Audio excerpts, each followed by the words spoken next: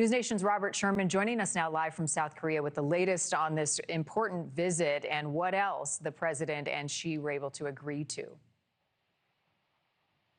Yeah, Marni, I mean, from stop to stop, we saw the president racking up key deals and premises for trade arrangements to move forward into the future, whether that was Southeast Asia, whether that was Japan, South Korea.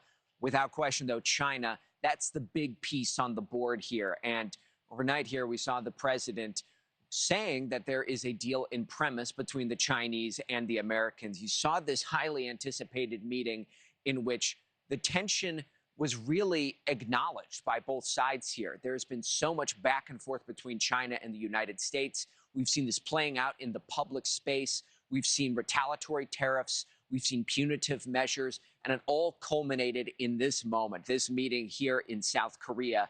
In the end, this is what the president says they walked away with in terms of an arrangement of a deal. Soybeans, well, we've heard a lot about that over the last couple of weeks.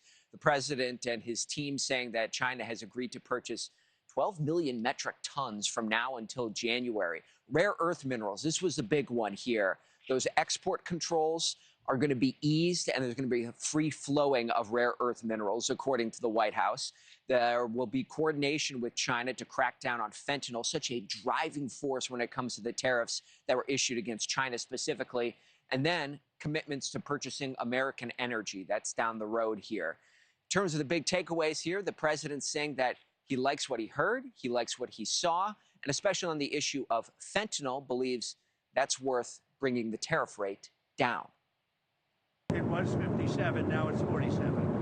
And how because we reduced it by the fentanyl. Because I believe they are really taking strong action. We've already seen the action on fentanyl. Heading into this meeting, the position of Beijing was that it was important in order to keep high-level talks and communication lines open between the United States and China. That's what they were hoping for. That appears to be the case because the president left the door open for a trip for his team to go to China in April, and then the Chinese to come to Washington sometime later in 2026 in hopes of keeping the dialogue lines continuing. All of that would be very significant, Robert. Meantime, something else raising a lot of eyebrows is talks resuming about nuclear weapons and nuclear testing. What else did the president say on this? Yeah, I mean, the timing of all of this was also an eyebrow raiser in and of itself, because this news came down just a short while before that face-to-face meeting with President Xi Jinping, and there were questions about whether the two were connected or not. The president throwing cold water on that, saying the two were not related at all, but does believe that this is an important path forward. He was asked about that on Air Force One and said this. We have more than anybody, but I see them testing. I say, well, if they're going to test, I guess we have to test. I'd like to see a denuclearization because we have so many, and Russia has so Russia's second and China's third, and China will catch up within 4 or 5 years. I think de-escalation would be, they would call it denuclearization, would be a tremendous thing. Adding some context to all of this, the last time the U.S. carried out a nuclear test, you have to go all the way back to 1992. There was a time in which this was common. You had over 1,000 of those tests conducted from 1945 to 1992.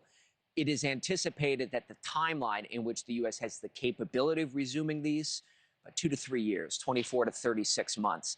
One other big piece still that adds into this equation, North Korea. And you heard the president mentioning denuclearization. That is a long-term goal here in the region, particularly when it comes to North Korea. That is not a goal of the North Koreans, however, who have said that they have no intention of backing down from any of their nuclear programs. Notably, the president and Supreme Leader did not meet on this trip. They're hoping to keep the communication lines open, but it is clear that North Korea, a big piece of President Trump's first term, and this is going to be something that continues to come up here in this term. Thank you for watching. Subscribe below and download our NewsNation app right now on your phone, and you will get fact-based, unbiased news for all Americans.